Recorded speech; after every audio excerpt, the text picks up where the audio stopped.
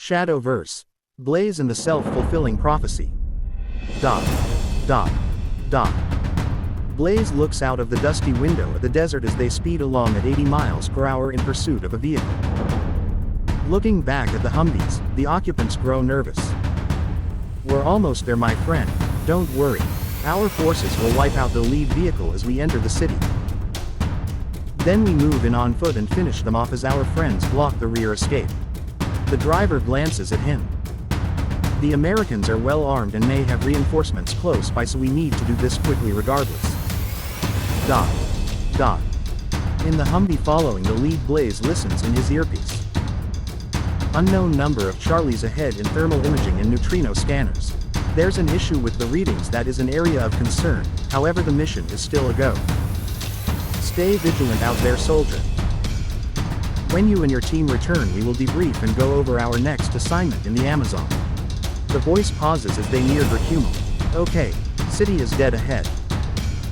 Remember, it's a radio dead zone in there, so if you get into trouble, you're on your own until the designated evac time is reached." Blaze nods. "Copy that, HQ," he says, looking at the buildings of the city. He flexes his fingers, remembering the thrill of using his powers at full strength. Without Jane's connection, it feels dull and weak. He looks over at the seat she'd usually take. He nods at the well-built 5'9" tall Tristan as the man nervously chews gum. Looking back to the front, he glances at a rooftop within the city as they pass the welcome sign and move between the buildings. As they follow behind the lead, another Humvee following close behind. Just then, a puff of smoke catches his eye. RPG. 11 o'clock high. He pushes out mentally to the lead driver in a fraction of a second. The lead driver jerks at Blaze's warning, yanking the steering wheel hard left, the powerful vehicle slewing sideways as it attempts to evade. The rocket streaks in, hitting the rear right armor, exploding as it impacts, rocking the Humvee as molten copper blasts clean through and into the ground. A 50 cal on another rooftop comes into view and opens fire as they see the Humvees. Its heavy bass-like thump rattling the area as armor-piercing rounds chew into the lead vehicle. Its armor and bulletproof windows giving way under a hail of tracer fire. The glow of the rounds enters the cab, red splotches of gore spattering the rear window, the burning rounds temporarily lighting the inside of the Humvee as it hits a parked car lurching to a stop. Behind them, a large stone pillar falls across the road, entrapping the remaining Humvees as more gunfire erupts around them. Seeing another RPG being aimed their way, Blaze grabs Tristan by his vest, pulling him from the vehicle, small arms fire zipping past and pinging off the armor. "Go, go, go, let's move," he shouts over the noise. The RPG hitting the Humvee dead center at 800 meters. Blaze ducks behind cover as 50 caliber bullets pepper the area. In a quiet moment, he leans out, returning fire at the 50 cal on the rooftop, taking out the gunner as he misses with a thumpy burst. Blaze's shots finding their target. Tristan, watch that rooftop and dust anyone that mounts that weapon, soldier, he orders. Tristan nods and looks at the area in question. He then raises his gun and fires a quick burst at a figure running for the 50, then ducks behind a car as return fire erupts from another high point. Bullets punch into the metal, and in the lull of incoming, he pops up and shoots back as he moves towards a large stone structure for better cover. "Blaze, we got 10 coming up the road from both sides," he shouts. One of their team takes a hit to the shoulder and gut just below his armor and falls behind his cover. Blaze rushing to his side, grabbing the back loop on his vest, 2 others providing suppressive fire as he pulls the injured man to safety. More bogeys inbound from the side street. Another calls out as he too enters the building with the rest of his team. Blaze takes a head count just as a grenade soars in through the doorway. He lashes out with a steel-toed boot, kicking it back to sender, and a cloud of dust and dirt erupts through the entryway with a bone-deep thud. Taking his count, he realizes half his men have been killed in action as 8 remain in the fight. At a nearby window, Tristan pulls back as rounds chip at the stone and snap past, impacting the far wall. He turns to the others, seeing several wounded as he and their medic work to stop Makail's bleeding, his skin pale as he weakly looks around the room. Damn it, buddy. How bad is it? His brother asks as an insurgent barrels into the room and is met with 4 rifles being cut down immediately. Tristan looks back at his brother in arms, concern in his eyes. It's not looking good, man. Jane. Her power. It's what made ours so strong. Without it, we're just humans. Weaker, slower. But you've still got it, right? You can still help us, right? Blaze hyperventilates as he senses the numerous life forces outside and counts their remaining ammo in his head.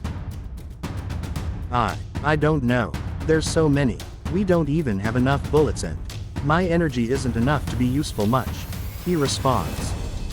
He looks down at his brother from the military cloning program as his life force begins to falter and quickly fade. Buddy, why? You got this. Don't lose yourself, you hear?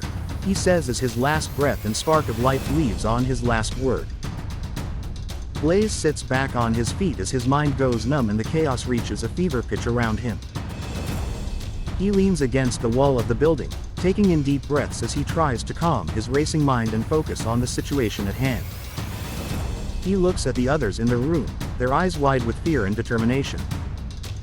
Okay, listen up, we need to find a way out of here. Just then an energy signature larger than the others catches his attention outside and his blood turns to lead feeling its massive presence. He carefully moves to a window and peeks through it to see a man about his size carrying a sword. Its edge letting off sparks of black energy. Who is he and where the hell did he get that? He thinks to himself as he looks at the soul-erasing blade. He pulls back as fragments of the wall spray his face. This isn't good. They have an energy user with a soul-snuffing blade, he says over the gunfire. One of the other soldiers looks in the direction Blaze was looking. Shit, you're right, that sword. It's feeding his energy, making him stronger. We gotta find a way to take him down before he wipes out the rest of our team, he says, relaxing his own energy senses. Just then the powerful man dashes forward through the doorway as the team opens fire on him. In a silver flash of enchanted steel, the sword intercepts every round fired with a wall of energy. The man lets out a short chuckle and dashes at the men, cutting them down with ease. Then turns to Blaze and Tristan, the only other soldier alive, standing across the room trembling, unable to move. Looks like you're in some trouble here. The man grins, his eyes giving off a light blue glow. Blaze stands up slowly as the gunfire outside dwindles, turning to silence. The man chuckles. I see you aren't gonna surrender. Not that it matters. Honestly hate to do this, but our boss wants you gone. For good, he says, leveling the sword at Blaze. The soldier across the room goes to raise his rifle and Blaze swallows hard as the intruder turns to a blur and severs the soldier's head with a knife hand strike. Blaze takes a step back. He's so fast I can barely read his moves, he thinks. He raises his rifle and fires at the attacker, who easily dodges the rounds while closing the distance. Using his rifle, Blaze parries a sword slash, pushing the blade away as he strikes at the man's face with the stock. The hit lands solid and the man stumbles back, chuckling. Well, that's not nice, he says. Blaze enhances his body as much as possible, still unable to fully track the man's movements as he goes on the attack, aggressively striking out. The man is quicker than Blaze can keep up, weaving through his strikes and cutting through his rifle, grazing his left shoulder. A lifeless cold feeling emanating from the injury as the blade cancels out and destroys the energy it contacts. Blaze slips past as the swing finishes and then lunges into the man's gut, spearing him against the far wall, the sword falling from the man's hand from the force of the hit. They reach the wall and it crumbles from the impact as Blaze pushes through. On the other side, the man coughs up blood as Blaze stands over him. That didn't go as planned, he gasps. Stepping closer, he stares down at him. What was that? What was that sword? How'd you get it? He asks. The man laughs, weakly. You know about it, it's. He pauses and looks behind Blaze. You might want to turn around. Blaze keeps an eye on him as he shifts to use his peripheral vision. Seeing a familiar energy, he turns to it in surprise, and then shock fills his mind as the sword pierces his chest and heart. A lifeless cold wave of energy washes through him as he gasps. "You. Why?" he asks Jane as she grips the hilt tightly. "Because I am free now. And they are free too. You can't hold me back anymore," she answers coldly as his soul feels more empty than the soul-erasing energy pouring from the blade. As she pulls the sword out, Blaze's lifeless body collapses to the ground. Jane grins as her black eyes take in the sight. "Looks like no one gets you now, our runaway king," she says. Her eyes shift to a light gold as the demon possessing her leaves. It turns back as she drops to her knees in disbelief as her breath catches in her throat. The demon chuckles. "Self-fulfilling prophecy is tragic, is it not?" he says to her. "You were so worried. Too bad that you let me in to take control," it tells her as it fades into another dimension. Jane looks at her hands, still gripping the hilt of the sword. No, no, no, no. This isn't what I wanted," she whispers, tears running down her cheeks. She leans over, clutching Blaze's empty shell of a body. The insurgents around largely ignore her as they search the building and fail to notice Tristan slip away, heading towards the LZ for pickup. The only survivor of the mission to save Jane from her captors after her last failed mission. None realizing her dark energy had taken over prior to their arrival in the city, causing the strange readings HQ reported. "All I wanted was to avoid this," she whispers as heavy rain falls from the cloudless sky. Dot dot. Dot dot. Dot dot. Dot dot. Dot dot. After the funeral service back in the United States a week after Blaze's soul had been erased by her possessed hands, Jane makes her way to his grave, careful to avoid the military officials and service members departing, her guilt coloring them in shades of hate and blame as she moves through the cemetery. Finding his resting place in a more secluded area designated for classified operatives that don't officially exist, she looks down at his tombstone with a heavy heart. As she glances up, Blaze stares down at her as he clears his throat. "I didn't expect to see you here," he says as she drops to her knees. I didn't want that to happen. I never wanted to hurt anyone, least of all, you." He chuckles as he sits in front of her. As he reaches out to touch her cheek, he hesitates before making contact. Dot. Dot. Dot. Jane's brother Tristan looks over to see her sitting alone at the gravesite and makes his way over. He goes to speak, unable to find the right words. He instead sits with her as she cries, leaning on his shoulder. "I know," Blaze whispers, his face twisting into a grimace. "You didn't know that demon was lying and wanted to possess you to kill me." He takes a shuddering breath, his energy seeming to surge as he prepares to tell her something important. "You do know the heavy combat drone at the base has a piece of my soul in it. It's not much, but it's enough to reincarnate again, maybe even as a full-grown adult." Her imagined version of him says. She looks at him in her mind space. "That's right, they're still building it too if they stuck to the old completion date. But they won't let me back on base after," trailing off lost in guilt. Shrugging, he says, "How much do you want me back? 'Cause it's the only way without God reversing time in the area I died. Here on Earth, he doesn't like doing that. Maybe on Murim, like with Lucifer, but not here," he says to her. Looking away in her mind, she sits up and turns to her brother. "Tristan, I know you're not good at the emotional stuff, but it means a lot you're here right now," she says, hugging him. Dot dot. Dot dot. Dot dot. A few months later, Jane has regained her former clearance level and rank. As she walks the halls of Area 51, she turns, following the directional markings that lead to the underground testing area and maintenance bays. The massive 15-foot-tall bioorganic machine being looked over by specialized servicemen. Dot. Dot.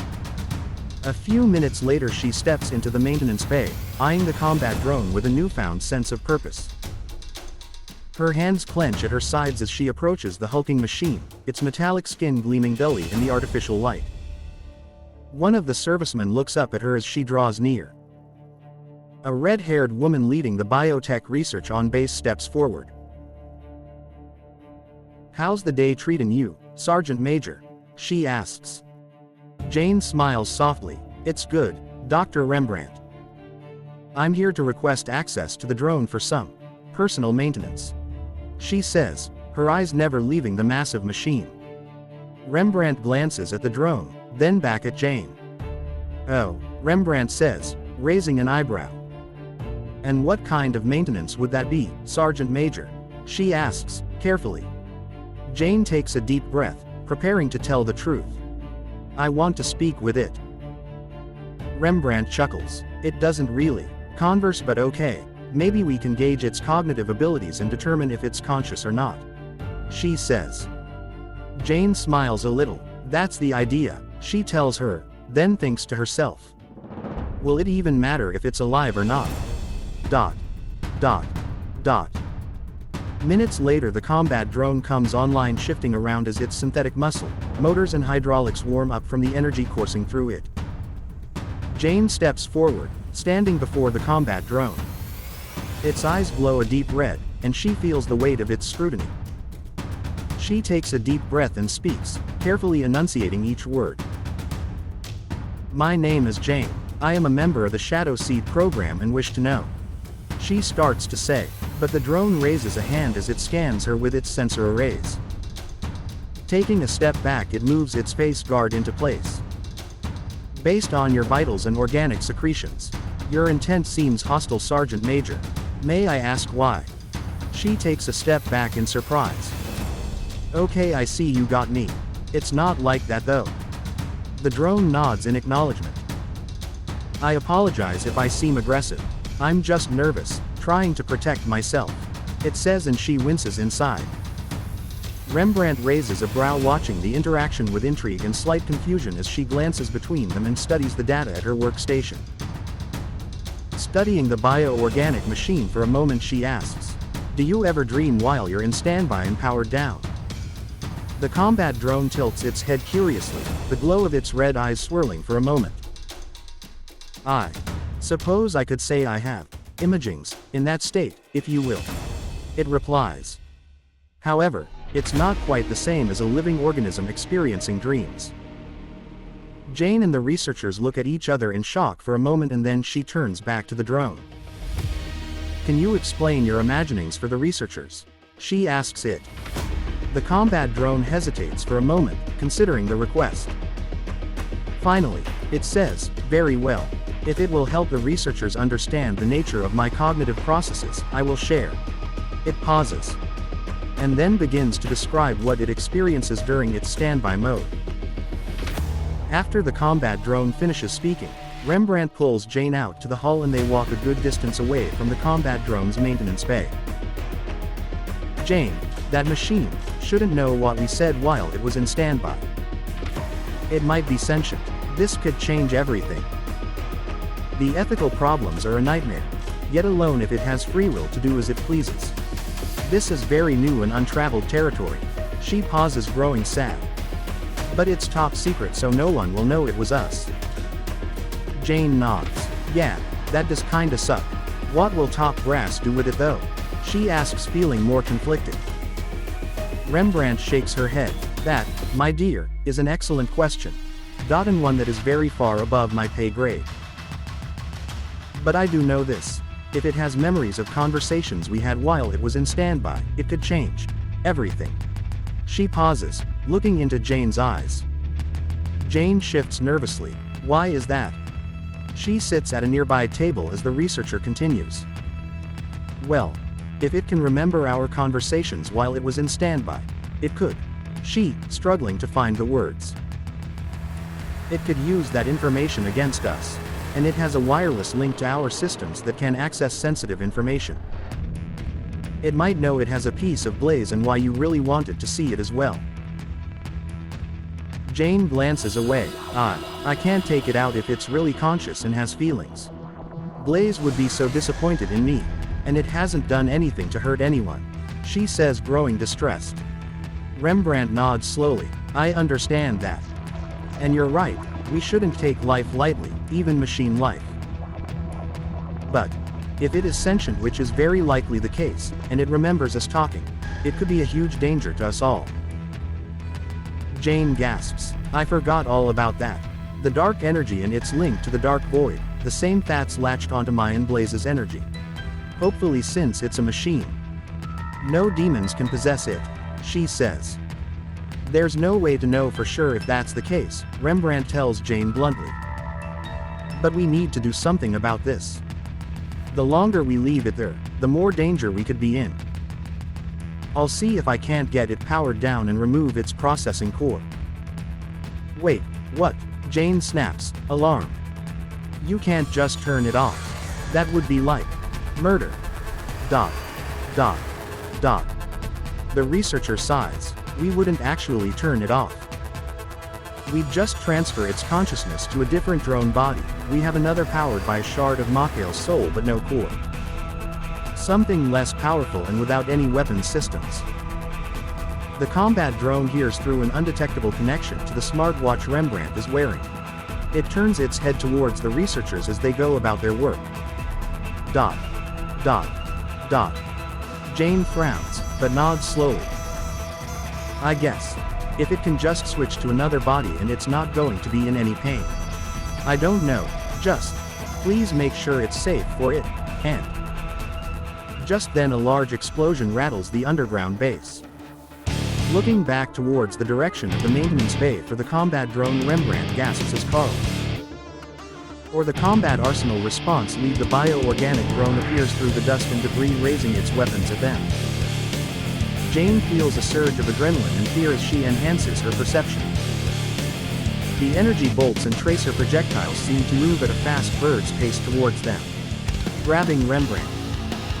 She uses her energy to protect the researcher as she leaps away from the projectiles at Mach 1.5, landing 50 meters back inside a hallway as the rounds pass by. Behind her, she hears Rembrandt cursing as she registers what just happened. Jane looks over to see a man holding his leg where he's been wounded. The blood covering the floor beneath him, spreading quickly from the blast-like wound. The energy bolts vaporizing material on impact like a mini grenade. The maintenance bay door sliding open as more drones begin to exit the chamber, attempting to defeat Carl. Carl looks around. I am not your test subject or some dead machine, it shouts, firing its shoulder-mounted 30mm miniguns. Carl, conserving ammunition but capable of firing 200 depleted uranium rounds per second to rip through the area as he strafes the cafeteria. Each shot becomes more precise, his accuracy allowing each shot to find a target or two as his systems track and fire rapidly. Dot. Dot. Jane nods at Rembrandt to stay put as she sprints back towards the mess hall. The dreaded sound of the modern, more compact cannons used to arm the A-10 Warthog, rattling the walls as a strong flow of air is pushed through the area. Jane rushes forward, dodging a stream of 30mm rounds closing the distance. She strikes out with a flying knee, impacting at Mach 1.5 to its chest armor, a burst of energy pushing him back a few meters as he's knocked off his feet, hitting the floor hard. Carl's bioorganic armor cracks and begins leaking green goo. I am not designed to fail. It coughs up some goo as it spits out some code. Combat arsenal activate, and then its armor begins to reknit itself as its strength and speed double. Jane leaps away as a heavy fist scrapes by and she lands, rolling away, more 30mm rounds ripping through the air. Boss, we've got problems, the comms officer says frantically. Rembrandt grabs her radio. No shit, she angrily says. I want you to try and power down Carl or lock his weapon systems. Now, she barks.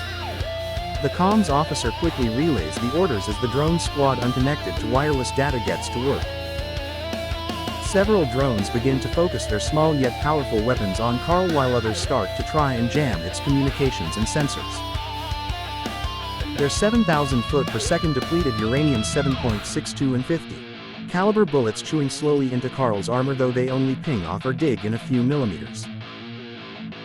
Carl swings his arm around and releases a shotgun-like burst of energy, clinging to 12-gauge slugs at the two closest heavy defenders. The slugs easily ripping through them in a burst of energy. As it turns back towards Jane, she appears above it, landing a heavy punch that floors the massive bio machine, cracking the granite. Landing on top of it, she postures up above its processing core, letting loose a series of 20 strikes a second, shaking the cafeteria.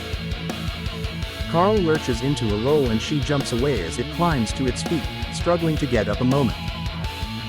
She prepares herself for the next exchange, when she hears a soft whirring noise. She turns toward the source of the sound and sees a lone figure sprinting through the hallway, seemingly unhindered by the chaos around them. Jane ducks, seeing the sparks fly, the projectile already past her, moving at 10% light speed. The impactor igniting a delayed white-hot trail in the air that gives off secondary radiation in the form of crackling static. It blasts through Carl's shoulder, ripping him off his feet, the far wall being peppered with relativistic debris. The bio machine, Carl tries to get up. Before letting it, Jane rushes in with a final blow to its partially exposed processing core with an energy punch. Its body being knocked across the mess hall and grinds to a halt as it stops moving. Rushing over to it, Jane grabs its power core and yanks it free. The bio-organic drone shifting, the lack of power relaxing its limbs. Looking at the core, she sees the blue glow of Blaze's soul energy. Dormant till it regains enough energy to sustain his waking consciousness and reincarnate. The housing of the soul shard-powered core preventing the reincarnation process. Looking around, she quickly leaves the area, taking the core with her. ... A few months later, Blaze exits the portal for reincarnated beings and gets dressed in private. Jane looks over at him, having returned as an adult this time around. He squints at her. Who are you exactly? 'Cause you seem very familiar, he says. Jane chuckles. I'm Jane. I know you don't remember much, but don't worry, that'll fix itself with time. He nods, lost in thought a moment. Yeah. But who are we to each other? He asks, confused. She gives him a tight hug. You could say we're best friends, she says to her husband. Blaze studies her a moment. Cool. Any idea what foods are good? I know what foods are, but their tastes. No clue, he says, feeling more confused. She smiles. I might know some things you'd like. Come on. Let's go to the pier, they have good food all over the place there. She grins, leading the way. As they walk, he looks over at her nervously as another memory surfaces. Her hair is different. But she's definitely the one that killed me before. Oh well, seems okay now, maybe there was a good reason, he thinks to himself.